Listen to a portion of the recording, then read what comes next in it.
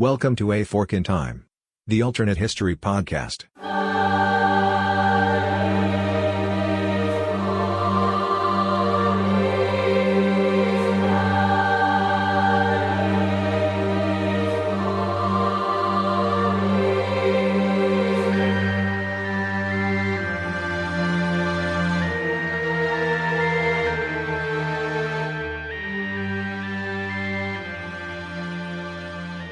Welcome back to A Fork in Time, and this time, that's how I start most episodes, we really are welcoming you back. We're welcoming you back to part 2 of our exploration here on the historical what if Constantine had not converted. Still have the same cast of folks. For us, only a few moments seems to have passed. For you, it's been a whole week, so I hope you can understand how that works from a production standpoint. When we left off in the last episode, we had sort of taken the short part of the fork about how things would have been different, primarily during Constantine's reign, if he had not been a convert to Christianity. And I think, and you guys are certainly welcome to contradict me here or correct me, where we came to the conclusion there would be some differences, but probably not notable differences that we would recognize in the political history of Rome if Constantine doesn't convert. But I do think we get more, and this is where we're going to pick things up as we go down the path. If we're going to get more of a divergence the further we go down that path without the influence of Constantine. And I think maybe that's a place to start, Eric. I alluded to this, Eric Rushy. What was Constantine's role in the real timeline in the church? And so when you remove that influence, we were talking a little bit about this off podcast, what sort of happens potentially? Yeah, so he had a lot of influences in the church after he converted. I think one of the things that he did really early on was as a patron of the church. So he supported the church financially. He built a lot of churches for people to worship in, and he really kind of assisted early Christians and kind of the early Christian clergy with creating a lot of what we would consider to be sort of personnel infrastructure. And so there was a lot of what he did that created some of that early infrastructure of the church, which was really very important to the stability of that. And then, then he supported the First Council of Nicaea, which had a lot. I think, Don, you talked a little bit about that in the previous podcast, what the agenda of the Council of Nicaea really was. And he was very involved in making sure that happened, and he was also subsequently pretty involved in making sure that the end result of that, the legacy of that First Council of Nicaea and some of the other subsequent councils, that orthodoxy was enforced. And so he really had a lot to do with that early shift in creation of Christianity as eventually a state religion of Rome. Right.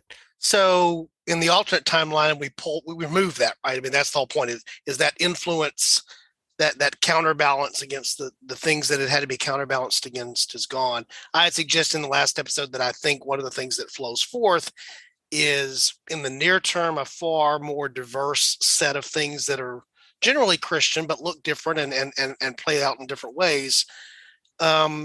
Would you guys agree that one of the longer legs of this is, as that continues to grow, if they've diverged, they're probably going to diverge more. If there's been conflict, there's probably going to be more conflict.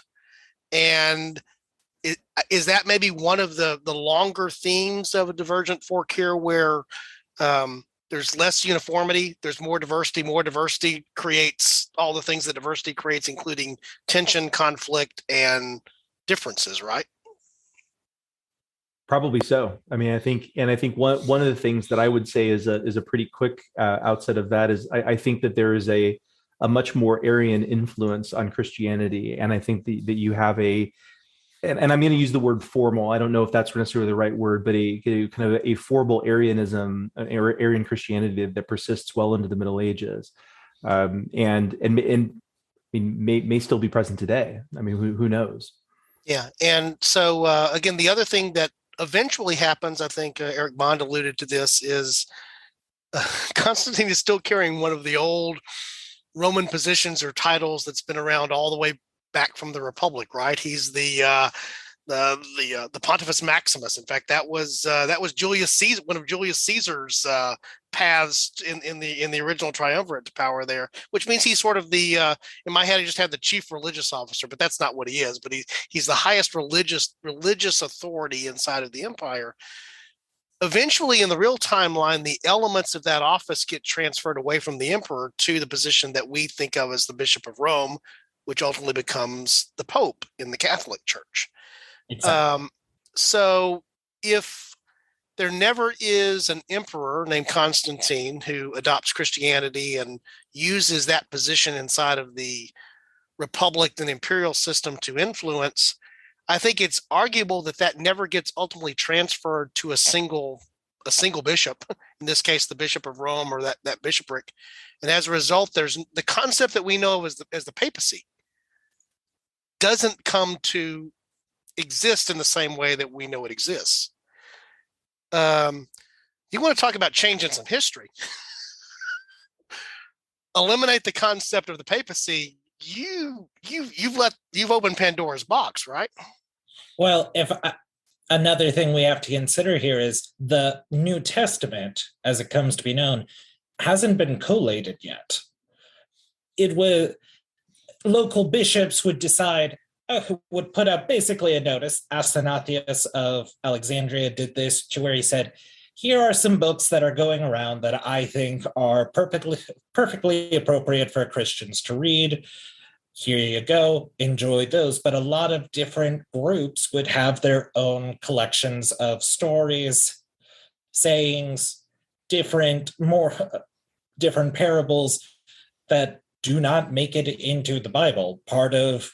And while Constantine was not the direct cause for the Bible to be collated, he was one of the people who encouraged, we need a set of Bibles, we need an standard set that everybody can basically agree to. Without that, well, that's a whole other thing. Not only now is there questions over, okay, so what is the internal structure of the church? What do we really believe in? Like, what do we all think happened at the same time? Right. And then where the canon becomes, it's interesting because we use that term for other things today. We use it to describe whether something is legitimate in the Star Wars universe. Is it canon? In the Marvel Cinematic Universe, is that now canon? Is that not canon? Canonicity. The ultimate highest form of canonicity, from my perspective, is what constitutes Scripture. Meaning the old, as Christians view it, the Old Testament and the New Testament. If you're a Jew, what is the Bible, the Jewish scriptures. But even in our real timeline, there are differences among the Catholic Bible versus Protestant Bibles, among Protestant denominations, which ones, for example, admit the Apocrypha or the deuterocanonical books, which are they full scripture, sort of this yes scripture, but a lesser version of that. But to your point, Eric, there are still, in fact, today, Gnostic gospels and other things. There's a lot of debate that goes on in circles today about, do we have the right four gospels? Do we have the right gospels? Do we include all the gospels we should have? Because we know that there were tons. Correctly. Yeah, there's tons of these running around, and most of the New Testament, here is that we know today are the writings of one particular individual. They're the writings of Paul, the epistles of Paul. The Pauline letters constitute two-thirds probably certainly two-thirds of the books of the New Testament, if not the content in terms of words of the New Testament. And so I think, Eric, you raise an excellent point, which is the concept of without Constantine. By the way, Constantine funds Bibles. So the question is, what should be in that Bible? That's part of what causes the canon to really be finalized to a degree during the period of time of Constantine, is that the emperor is paying for some Bibles to be produced. We need to make sure we're including the right stuff and not, and excluding the right stuff. Is that without that influence in place, different, what I will just call sects of what grows to be Christianity, I think have adhere to, or maybe focus on different gospels, different writings, and we see that in other religions as well. What comes to be recognized as being scriptural is the way that it's referred to in Jewish and Christian tradition, but what becomes official, authorized, okay, is part of what's being decided here. Chris? I want to put a very fine point on something you were just talking about. 2/3 of what is today considered the New Testament is by basically Paul. Why is Paul important? Where did Paul go? Rome. Ultimately, he goes to Rome, and he also journeys on his missionary journeys through the territories that were important to Rome when it came to philosophy. It's visiting, it's Asia Minor. It's visiting Greece. Paul goes to Athens. Paul goes to Corinth. Paul goes to all of these Greek cities that are under Roman control. But you're right. Ultimately, he's brought up under charges, and ultimately he's transported to Rome. He's a Roman citizen. That's another interesting thing of even what's in there. But that is, there's a heavy Roman influence in the New Testament for obvious reasons.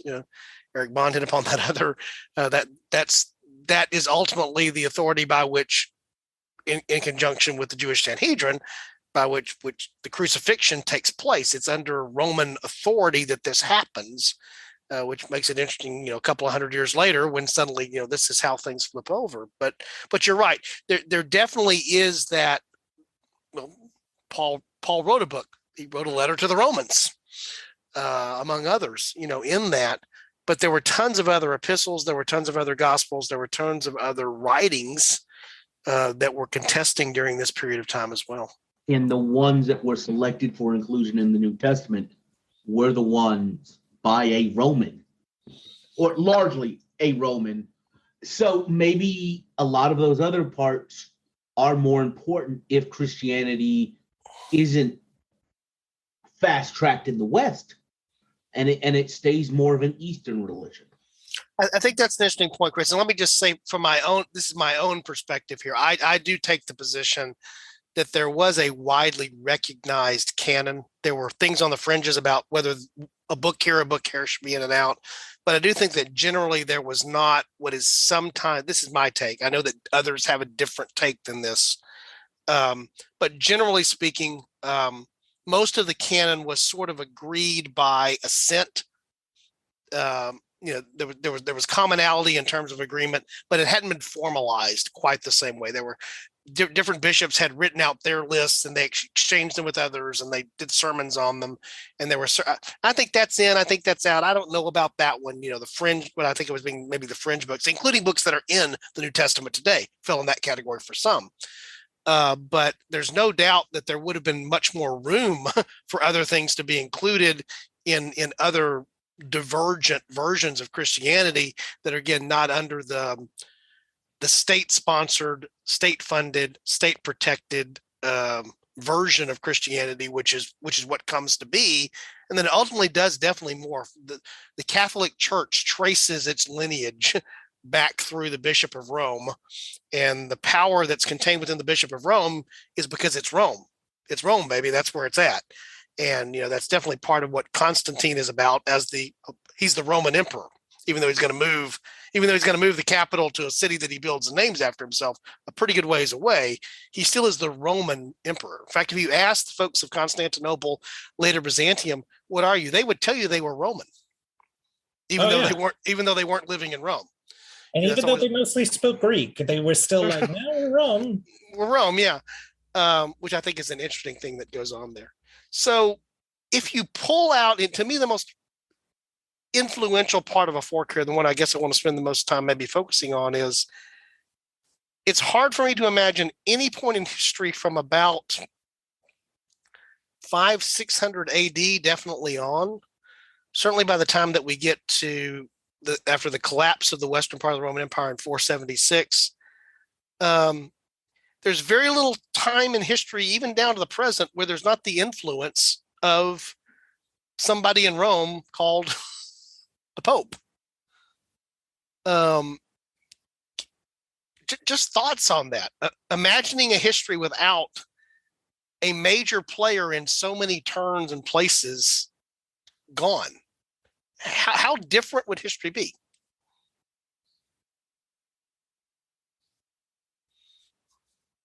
So That's, if I could go that's ahead, silence for those at home.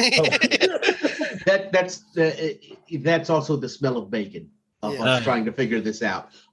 First thing comes to my mind, you did kind of get to the really interesting point is after 476, what is Western Europe? And even in the limited temporal power of the Bishop of Rome as the head of state of the Vatican, you glanced over it. Not 300-400 years after the fall of Rome, you have another monotheistic religion start coming out of the Middle East. And largely the Pope, through the Crusades, through a lot of the other things that go on, in one way or another tries to unify what amount to almost roving gangs that run Western Europe at this point. And the Pope, the Catholic Church, is the only thing that even has a veneer of unity amongst them. And the Pope uses that against Islam. If you do not have that, is Islam the monotheistic religion of Europe today? Because they come in on the upswing like that, and there is nothing to unify Western Europe. I think in my mind, Chris, you've hit upon the major thing about the fork that I think about, which is the idea that there was this idea of Christendom, right? A unified, Eric Rush mentioned it earlier. Eric had to leave the episode just because of a time constraint. So if you don't hear Eric's voice, he didn't get mad and rush out. He told us that he might have to step off, and we'll miss him for this part, but no doubt about that. But one of the things that he's probably out flipping over cars right now. The Chiefs just won, for those of you that know what that's about. But the whole concept that there's a Christendom, again, he referenced the fact that it's the Catholic Church. Catholic means universal. And so even though there are differences inside of it, those differences will continue to arise. Ultimately, they'll lead to the Reformation. They'll lead to different denominations inside of all kinds of places. To your point, it is the one unifying thing after the political entity of Rome falls. It's the one unifying thing that you can get Huns and the folks, the Frankish, the Gaul, parts of Britain that have been Christianized. Even Scandinavia becomes heavily Christianized not far after this. It's the one thing that you can get everybody to unify around. And you might be able to get folks to unify around a concept. Again, I'm going to argue it's a more diverse concept, which I've made this argument multiple times. Maybe there's enough commonality there that you can get some unification around that, but you're missing a figure to unify around unless a new one emerges. So the other thing that comes to my mind is, well, maybe it's not the papacy as we know it that comes to be, but there's a new Constantine on the block at some point who essentially seeks to unify these now more diverse Christian elements into a single unified thing, theologically or politically. But it happens much later, and maybe it happens so late that it's too late to counter against the rapid expansion of Islam when Islam happens. Because when Islam expands, Islam blows up is the only way I know to describe it. By the way, let me just go ahead and throw this one other thing out there. Of the three monotheistic religions, at this point, Christianity is the only one that has an authority that says this is what it means. These are the traditions of our religion. Islam does not. So if Christianity is dispersed because it does not have a centralized figure, Islam probably comes up through Iberia, but it itself split into two different traditions. It might well have split into more traditions, more land, more problems, more different. And the other thing to think about is Islam generally recognized people of the book. Right. That means they could incorporate some of these Christian sects.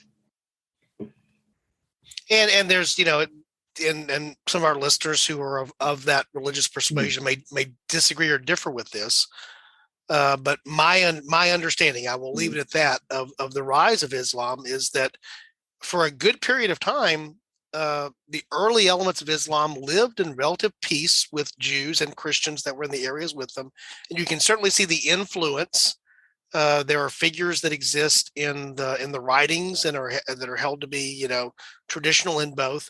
There's a lot of overlap. I do agree, Chris. There could have been elements of some of these divergent forms of Christianity that may have fused or merged into elements of Islam to create something that was a hybrid of the two. I'm not saying the Christians would have become the Muslims or the Muslims would have become Christian, but a further fusion of those things might have happened in some way.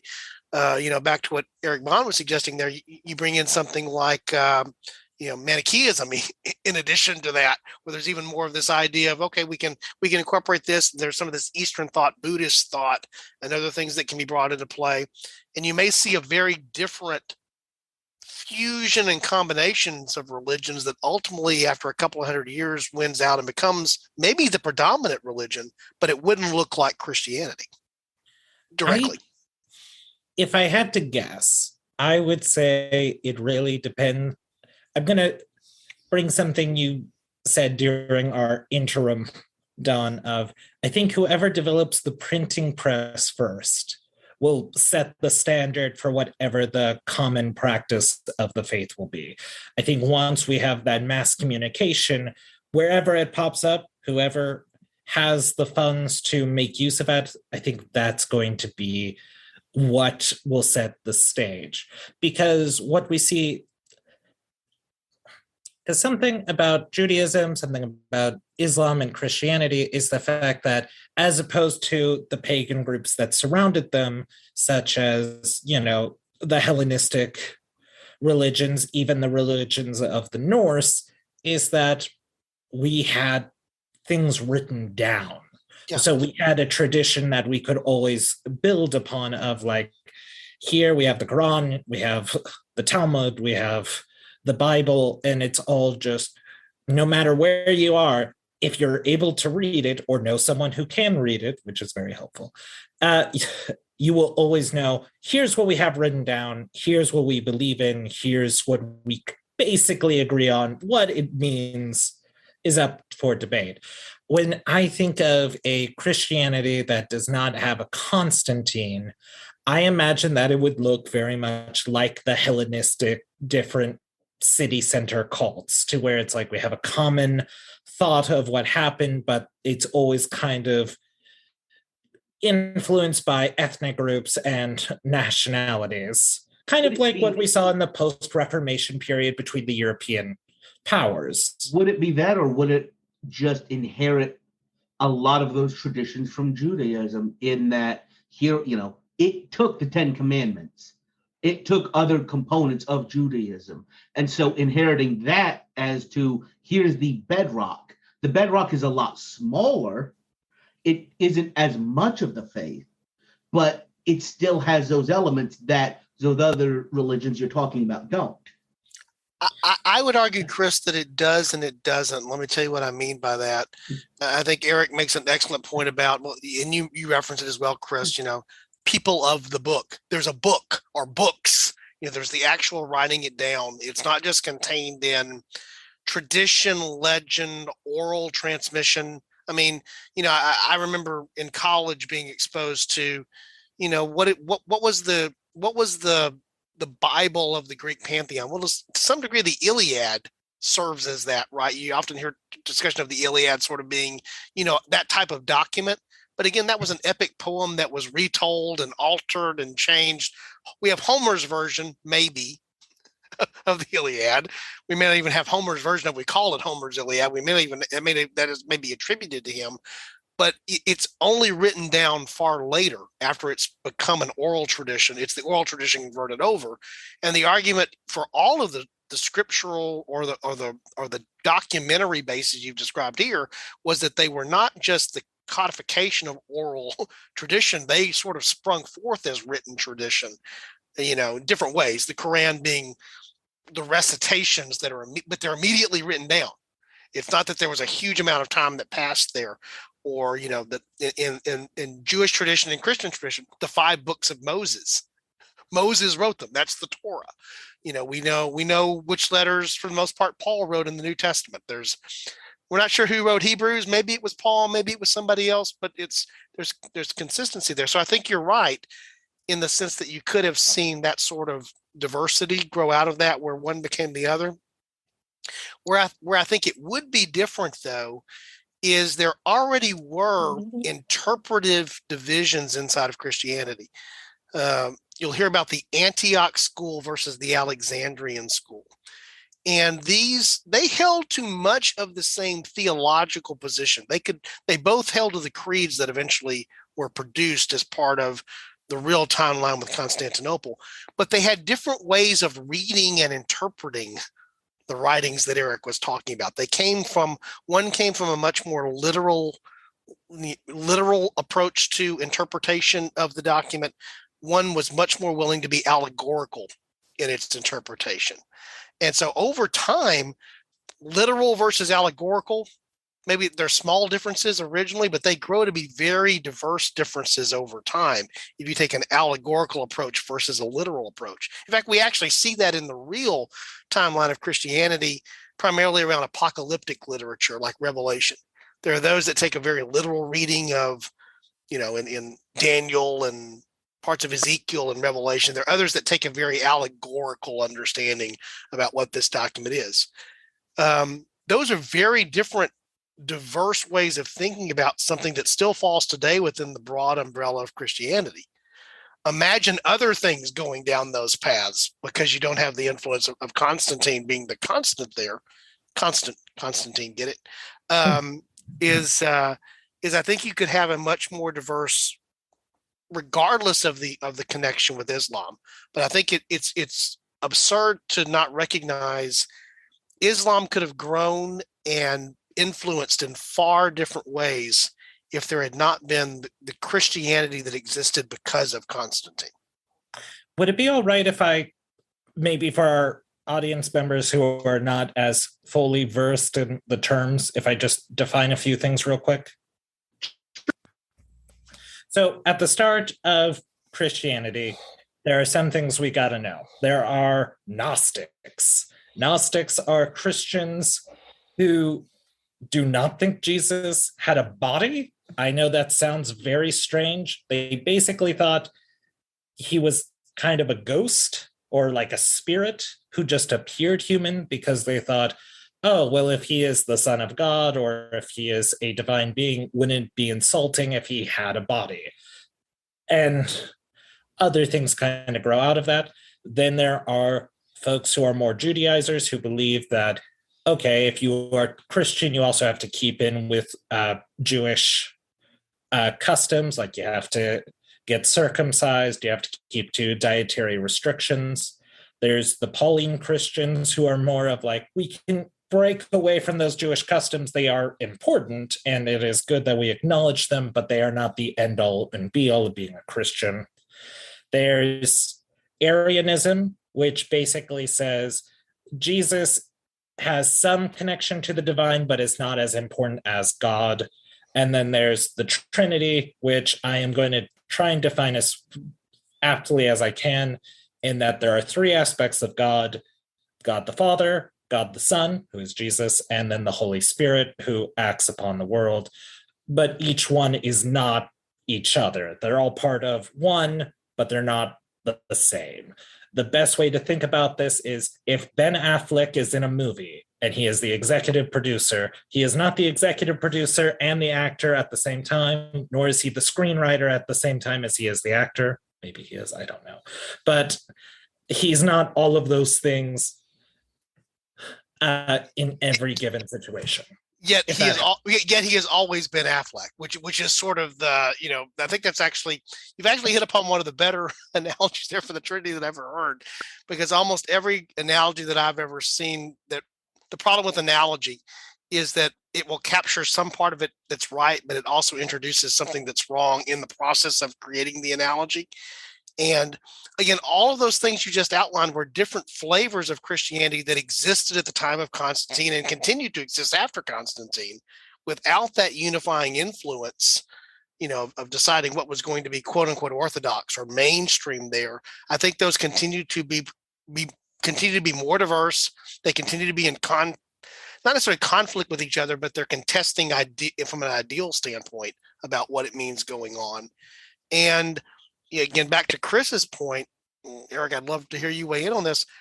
When you throw in suddenly what Islam brings to the table at the time it brings the table into that environment, some of those are going to be more friendly to those concepts and willing to fuse and merge, and others are going to be more hostile to them for the reasons that are there. I mean, to me, the irony of the three monotheistic religions, how it's sometimes argued even, is that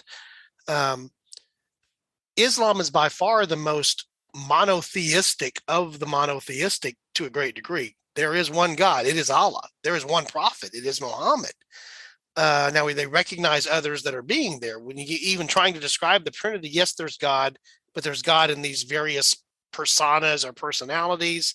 Even in the Old Testament, there's definitely the one God, but it's not quite the same militaristic way that, for lack of a better way of describing it, that's probably a poor choice of words, the way it comes across in Islam, being so core as a tenet. Although Chris has pointed out the first commandment makes it pretty clear. There's one guy. There's one. Don't get anything else confused with this. If I could say this, I feel like the New Testament God is kind of the aberration there. He's kind of the odd man out, because the Old Testament God, I mean, he's wiping out cities. He's sending stuff down, plagues and everything. So yeah. And again, we don't want to turn this into a theology podcast, which the temptation is there because of what we're talking about, except to say that in this non-Constantine influenced world, there's a lot more theologies that are out there that are probably more widely dispersed, more widely held, more regional, sectional. And we all know that what tends to, we've even referenced it here in the expansion of Islam. What goes really well together are political expansions tied to philosophical expansions, namely religion, that you want to carry forth. You can conquer under the name of the nation state.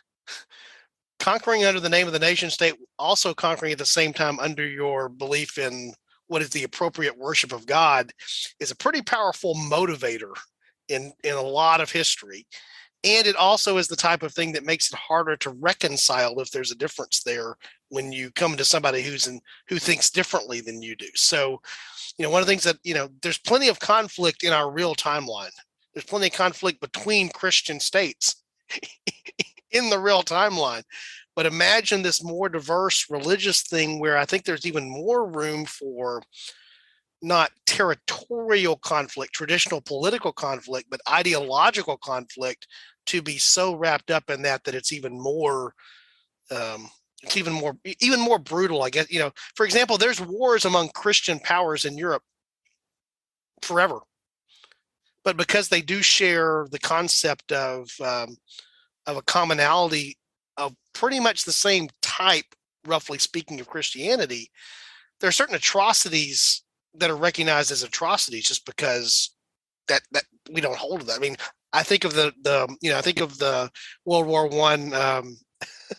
I Christmas scenario of, okay, for this one day we can come out of the trenches and play soccer in no man's land. Why? Because we're all Christians, and this is Christmas Day. Meanwhile, the Jews of the both armies are just like, well, this is weird. The Indians who are practicing Hinduism are like, yeah, right? Yeah, exactly. To be fair, I do feel like, listen, they don't have a problem taking Christmas off as a holiday nowadays. I don't feel like anybody is really out there saying, you know what, no, we don't believe in Jesus, so we should still be killing each other today. I mean, Hitler, but, Yeah. Yeah, and again, just you're jumping forward to points in history that we would spend a lot of time talking about. If Alexis were here, she'd probably be referencing them as, European history in the form of Henry VIII. What happens there, the English Reformation is pretty much a political thing. Well, what's it about? Who has the right to grant a divorce? Well, if there's no pope to worry about there, you don't have to make yourself the head of the church in England because of what you want there. If you don't have to worry about that, you don't have to worry about it. There's a whole, there are other things that may cause the conflict to come in being, but you're not worried about the religious implication of whether or not you're able to execute this marriage. It's purely a political thing, perhaps.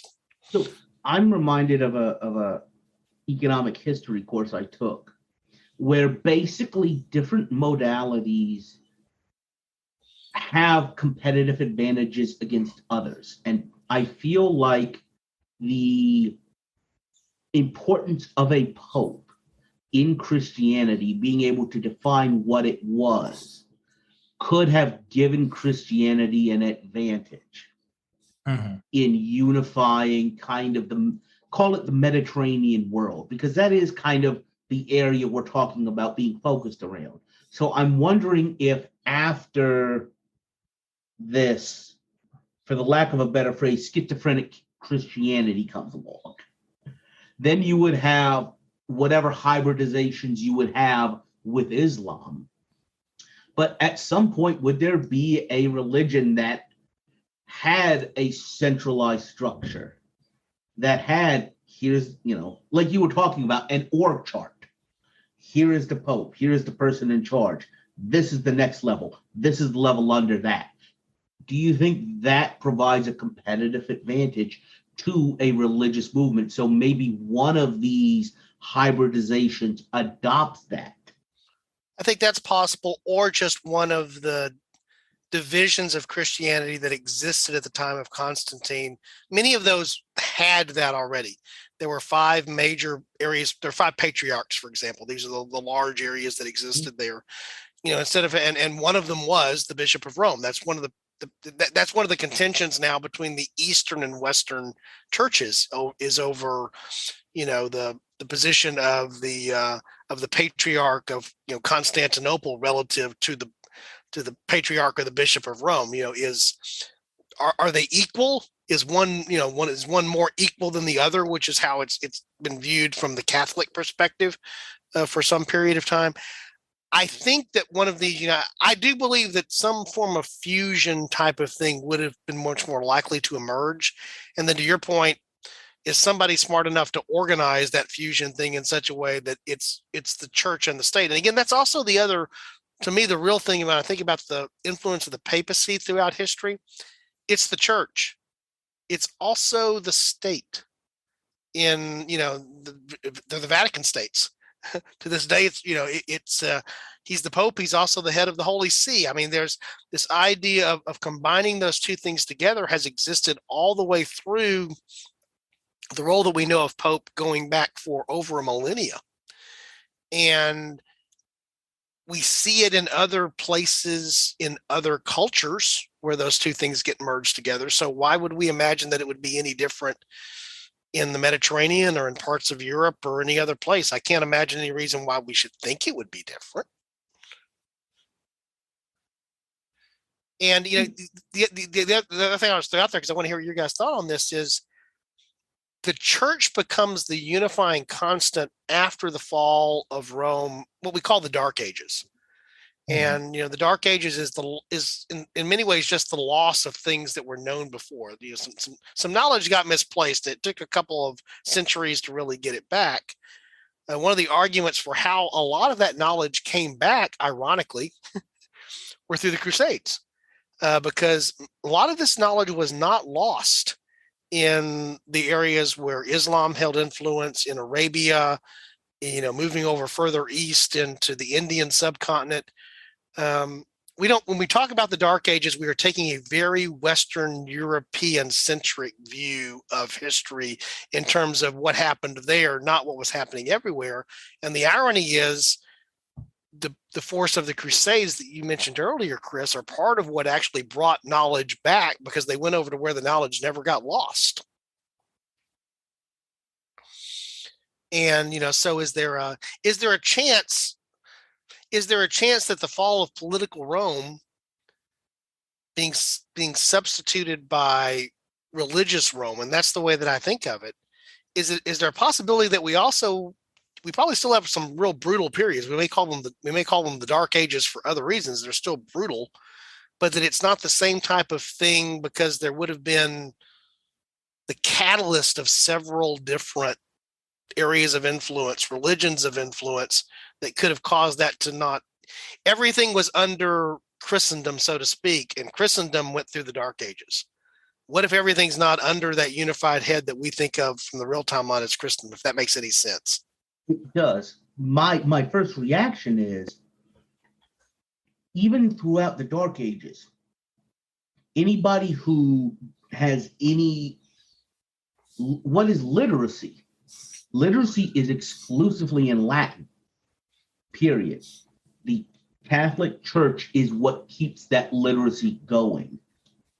What keeps a lingua franca for Western Europe, so that when you do, quote unquote, rediscover these learnings, you can translate them once and all of Europe can understand it, rather than today, or if you do not have that unifying influence, basically everybody starts speaking the vernacular, and the redistribution of that learning, so much of the Renaissance, so much of everything else happening in Europe ever after is so much more fragmented because you do not have anything close to a common language for people.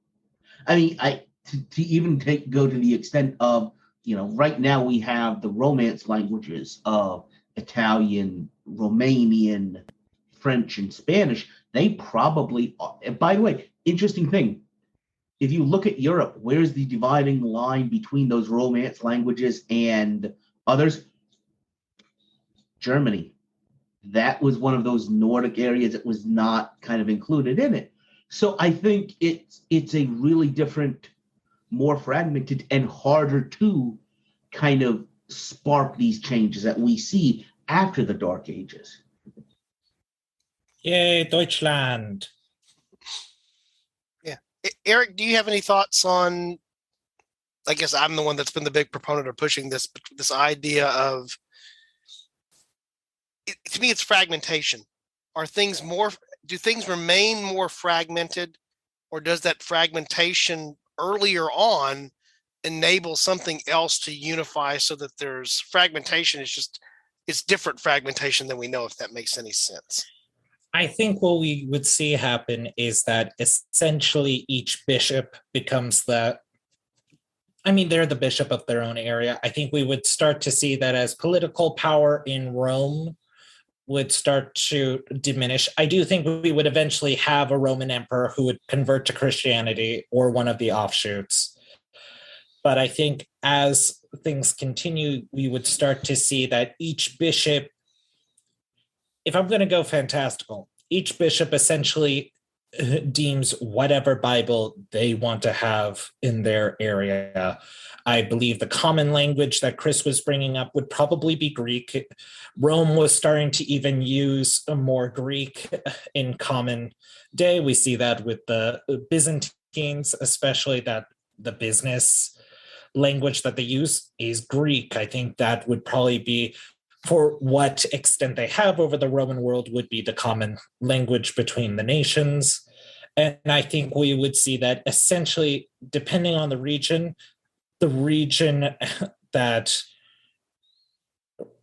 would define the Christianity practice in it, instead of Christianity helping to cement the region. So in each region you would go to, that bishop would essentially be based on whatever the most popular version of Christianity. So let's say someone in Northern Africa really liked what Marcion wrote, in which they define Christianity as being the New Testament God versus the Old Testament God, who is the demiurge, who's created this whole false world.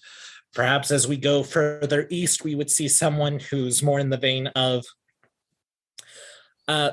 Mani and the Manichaeans, to where they're incorporating both ideas from Buddhism into Christianity to create that hybrid.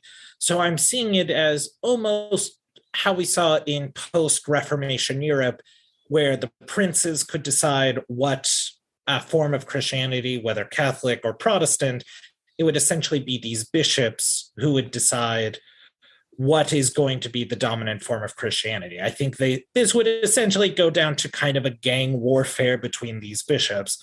Now, eventually, maybe we would get a pope figure who essentially is the most powerful, but I do think we would have solidification into regionalism, and then that regionalism eventually coming over one figurehead or one council of figureheads, essentially, for it, if that makes sense. I think that does make sense. And what that triggered in me was the idea, something that Chris said earlier, which was this idea of the role of the Pope in unifying a Christian response, producing the Crusades, pushing back against the spread of Islam.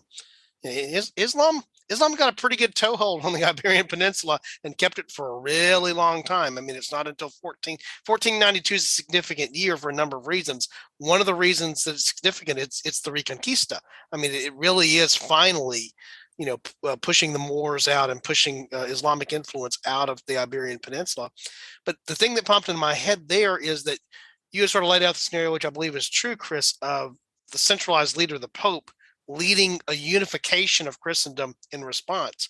I think you could have seen the other thing happen where it's almost the thing in my head, if I can explain this and get it out, and maybe if this is helpful, it's almost like a Philip of Macedon or Alexander or even Agamemnon kind of response that happens to Islam, where what might have happened is, in much the same way that Philip of Macedon and then Alexander as his son, see recent episode of podcast if you want to look at that a little bit more, is that's a pushback because there's the threat of Persia and something has to be done with the Persian threat.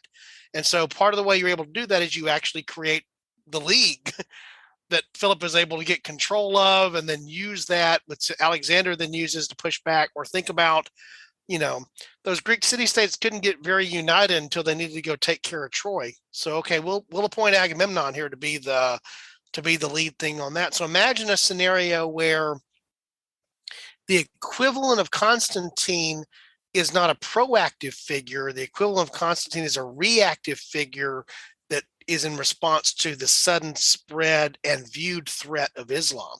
So the one thing that can bring what Eric just described there, which I think is true, I think those bishops or those various areas, those patriarchs would have tremendous authority, and the religion and politics of those areas would merge and fuse in such a way that they would complement each other and reinforce each other. But none of them are strong enough on their own to possibly counter the threat that the spread of the caliphate represents. They have to unify to do that, and somebody becomes the unifying figure that imposes more of a unification, maybe over time, out of that crisis. The crisis produces the unification, produces a new figure. Maybe we can identify who that would be based upon the timing of history, who rises to that position. And there's almost a new Rome that gets created there. The Holy Roman Emperor may come to be, maybe not called that. It's the unified responder to Islam guy that rises to a position which that maybe becomes an elected position, gets moved around, but is sort of the recognized leader of what has to come together to protect, if that makes any sense. I know I went a long ways there to get to what's probably a simpler thought, but that pops into my head. I think that makes sense. I guess this makes it part 3 of our Alexander the Great series. So we can decide who is the great episode amongst these 3. But I would think that even Islam, because it's responding to a different Christianity, and Jesus is a central figure even in Islam. He's like the second most important prophet next to Muhammad. I think we would see that what would become Islam, or what would be the equivalent of Islam, would probably be seen as maybe another one of these patriarchs who's interpreting their own form of Christianity and form of Judaism as part of this. I think where we would see more of a push actually is against the Vikings, because even the Vikings were an existential threat. And the fact that they were not even people of the book, they were pagans. Because for that first time in Europe, we see a net reduction of Christianity because of this strong pagan force, which was such a cataclysmic worldview to the Catholics of like, we're used to dealing with like the Saracens, but at least they're monotheists. But now we have to deal with these guys? Who are these guys? Yeah. I think that's an interesting point too, Ian, that I very quickly jumped on Chris's concept of the because it's what happened in the real timeline, the surge that represented the spread of Islam.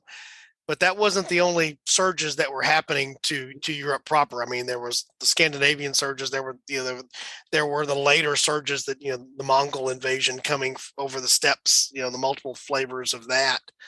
I just think that there is this possibility that there is more of what we think of as being the unifying influence that comes to be, but it's not the influence that already existed, the Pope in Rome. It's somebody else that rises in response to something else.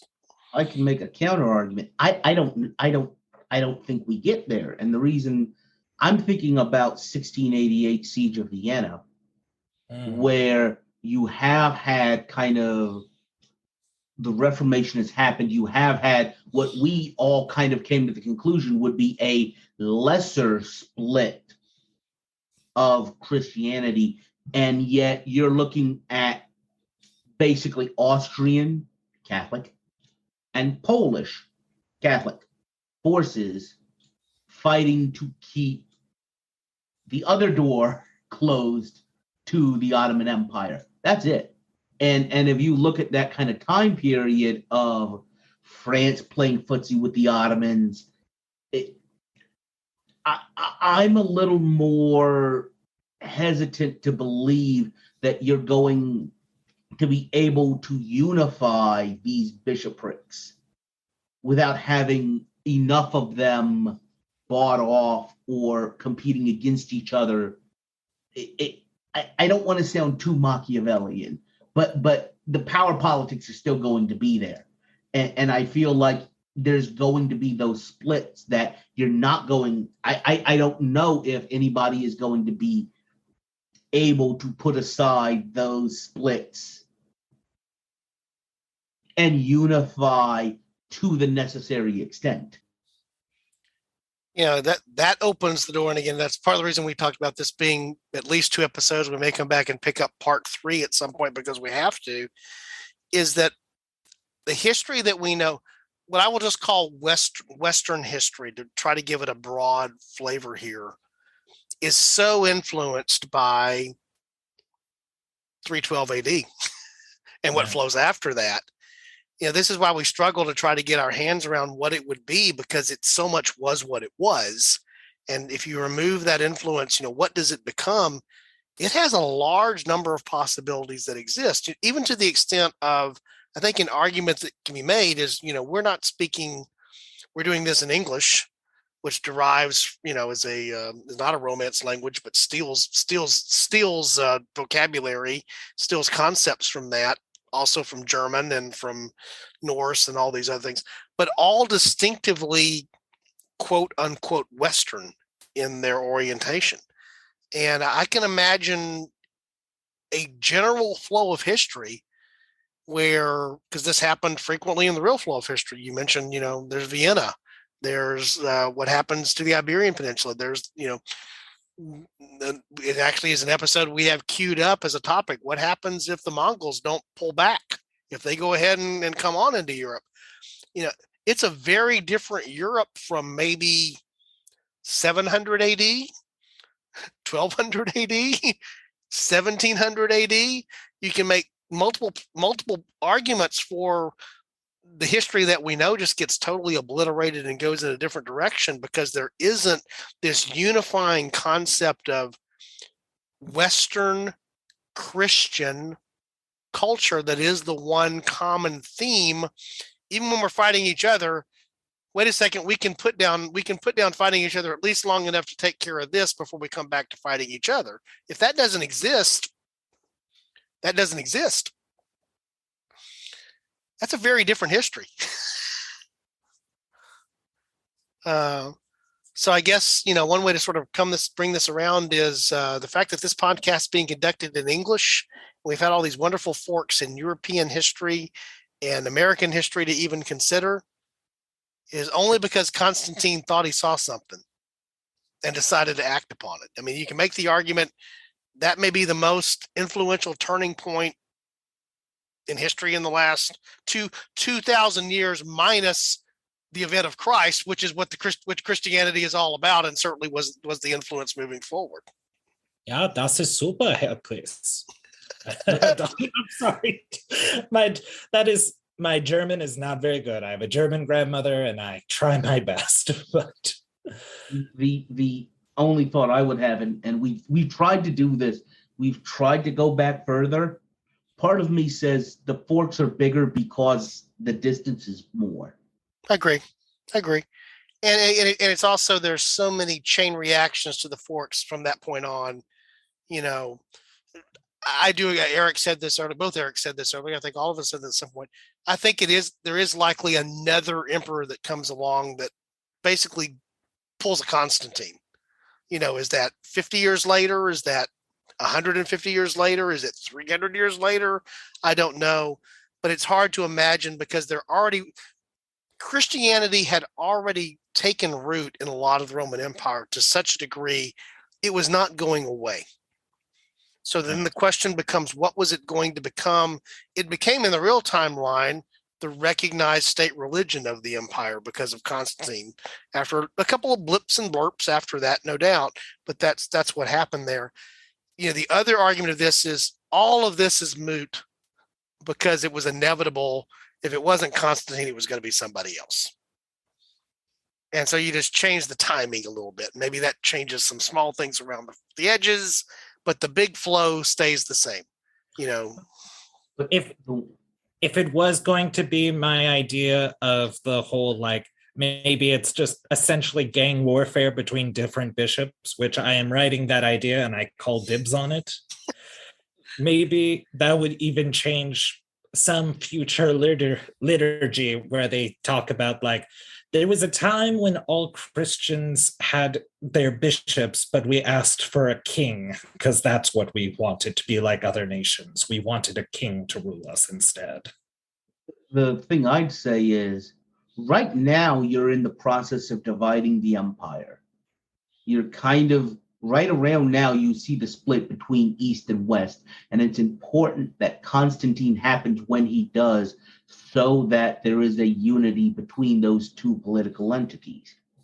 If it doesn't happen with Constantine, maybe the Catholic Church is much more Greek and Eastern or Western, but it doesn't have the political entities are breaking apart. I mean, Diocletian was basically the generation before Constantine. Right. If it's not Constantine, very quickly these two political entities are going to be different. I think that's fair, and because even what happens in the real timeline is they're very different and they're very diverse. It's the Latin Church and the Greek Church. It's divided around culture. It's divided around language, but it's divided around culture and language playing together. There's no doubt about that. And, the interesting thing to me is that, again, the relocation, it's called Constantinople. Constantine is the one, and it's not like he moved it, just down the block. He moved it a considerable different distance for the reasons that he did, mostly because of the pressure they were already starting to feel from Germanic tribes, and had, the Goths, the Visigoths, the Huns. All of this is going on. Let's get to a position that's far more defensible. The Bosporus is about the most defensible position, especially the way they end up building Constantinople. That's the reason it stays what it does forever, is because of that. But again, I know we've argued sort of both sides of this because it's easy to go back and forth because it's just so unknown. But Constantine is in that period of time when, if it doesn't happen then, I've argued, I think it may happen later, but it probably has to happen pretty soon, or else it's too late for it to happen. It has to depend on whose mother becomes a Christian. Yeah. because it's not that much further. It's not that much further in the real timeline that you have the division of the East and West, where the West falls. And again, the way that I think of this, maybe it's too simplistic. The political West falls. The religious West persists. That's the thing that carries on beyond that, because it's been unified the way that it has, and it's been made part of what's there. If that doesn't happen, the West still falls, because that die's already been cast. And so now there's nothing to connect the East in the same way back to the West, other than just the fact that we're Roman. We grew out of this, but we're not connected religiously the same way. We're connected. We claim that we're connected ethnically and through a common political history, but it's Rome. It had its day. This is fill in the name of whatever you're calling, wherever the East exists, probably still in the same place. By the way, we don't have a common ethnic background. There have been so many migrations, so many tribes welcomed and incorporated into Rome that you don't even have that. Yeah. And of course, all of this is a moot point if Hannibal wins a couple of hundred, 300-400 years earlier, 500 years earlier, and Carthage just becomes what it should have been in the first place, probably. I think we've probably exhausted it. It's the big topic, in which it's hard to get specific in the big topic. Is there anything we haven't hit on the long tail of this that somebody just feels like, got to get this out, or I can't go to sleep tonight, kind of thing? I'm going to take it by silence that we've beat this. It's bloody and on the ground, and it's called a horse. That we've done a pretty good job of it. Guys, I really enjoyed it. I knew this was going to be a challenging episode because it's one of these big episodes, but I think it's important because we all live in a world of Constantine seeing the Cairo in the sky, at least in his own mind, in 312. So much is influenced by that. That influences where we are today. So if you pull that away, I think things would be a little bit different. So I'm not even going to ask if there's one more thought because I've already asked that. So I'm going to go ahead and close us out here, guys. So Eric, don't ask me if there's more because my brain is going to go to South America and we'll get into a whole this doesn't even get into the voyages of then the colonization following the voyages of exploration, being under the banner of bringing Christianity to the New World. I mean, that's a whole other thing we haven't even gotten into that we could have gone to here. It's Columbus. Who's Columbus sailing for? If there's a guy named Columbus, right? Regardless, it is fairly safe to say that everything south of Texas is not referred to for some inexplicable reason to me as Latin America. Exactly. Because the Latin that we're picking up on there was the Latin that came through the church, and not because of anything else. So Eric Bond, thank you for joining us. Eric Rush, who's had to step off, but was an important part of the previous episode and the first part of this one. Chris, as always, enjoy spending time with you. And we thank our listeners for joining us here on A Fork in Time as we conclude out the second episode of the two on what would have happened if Constantine hadn't converted. We don't always take the big picture here. If you're not familiar with our back catalog and what we do, sometimes we take very narrow events and focus on those. So if this hasn't been your cup of tea, take a look through back episodes and pick up what's there, or stay tuned for what's coming, because we can also get really narrow if we want to. We can be long-winded about being narrow too. We're good about both of those things, but we're there for that. So again, as always, we appreciate our listeners giving us the best gift that they can, which is time. And I'm going to throw in a little bit of a plug here. I mentioned it a couple of episodes ago. We no longer include an ad break in our podcast. That's intentional. We decided we really didn't want to do that, be focused on that. So we're looking more for our listener support when it comes to what's there. So if you've enjoyed this episode, maybe you're new to the podcast, maybe you've been listening for a long time and contemplating becoming a patron, we invite you to just think about that. We always want to keep the podcast free. It's not a requirement. It's not going to, as some podcasts are coming now. Podcasts for pay is happening out there. There are subscription models that are out there. Thank you, Apple Podcasts, for bringing that to the table. We're not going to go there. One of the things you can do is visit our Patreon page. at www.patreon.com/aforkintime. All these links can be found on our webpage, www.aforkintimepodcast.com. There you can become a sustaining patron for as little as $2 a month. There's other levels that are there. Chris has now activated his Apple Death Star in the background for those of you that can't see that. This has been a frequent thing that I've seen in many episodes as we've talked about. For example, we talk about episodes about technology. We even go there. We don't always have to stay in the history realm. The other thing you can do is Star Wars. And Star Wars. Yeah. We did a Star Wars episode talking about canon again. There's what's there. But also you can do one-time gift through Podfan. All of these are found in the links for the show notes as well. Next time when we come back, I'll tease sort of the next episode. I know that one of the things we're going to be talking about, we have some football episodes coming up. Again, we can get whimsical. We have some what happens when presidents don't cover themselves properly when they go out to deliver on inaugural addresses. We have that one coming. This is one episode that, by the way, if you are listening, I will warn, my mother is not allowed to know that this episode exists because I was that kid that went out without a coat. And if she would have known of this story, I would have been beaten with it on a regular basis. Yeah. This is how Chris can relate to one William Henry Harrison, what the episode is going to be about. And then the other thing, I'll just mention this as we close out here.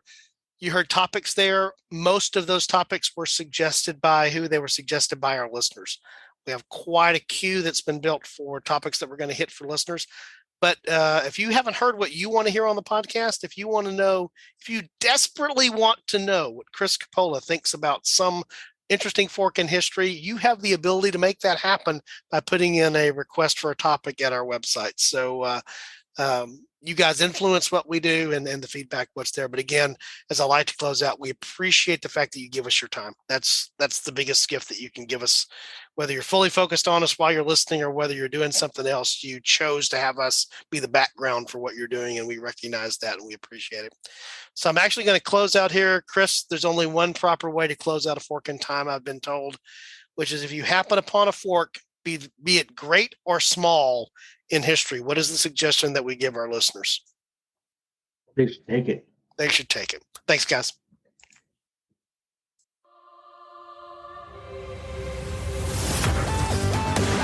Thanks for listening to A Fork in Time, the alternate history podcast. Learn more and provide feedback by visiting our website at www.aforkintimepodcast.com. Connect to us on Facebook at facebook.com/aforkintime or follow us on Twitter at AFIT Podcast. If you want to support the show financially, visit our Patreon page at patreon.com/aforkintime. We hope you will join us next time.